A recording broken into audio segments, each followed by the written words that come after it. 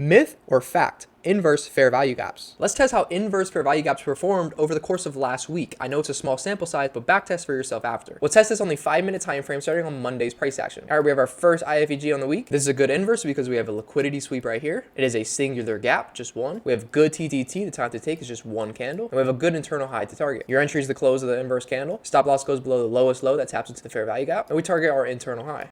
And it plays out perfect. All right, we have another valid iFVG here. This is a good iFVG because it's a singular gap. We have good TTT at just 4 candles. We have a decent draw on liquidity below at session lows. And we have SMT at the highs with ES. As you can see, both draws get hit. And I'm going to go ahead and skip the explanation and speed run these iFVGs the rest of this week.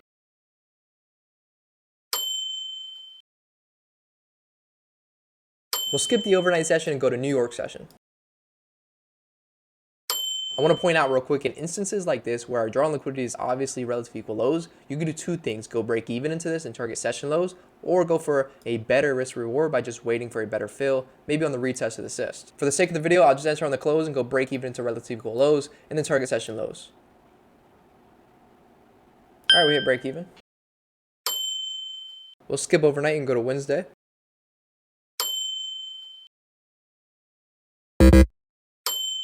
At this point on Wednesday, London low got swept and session lows got swept already, so I wouldn't be looking for any more shorts as our only good draw on liquidities are above now. All right, on to Thursday.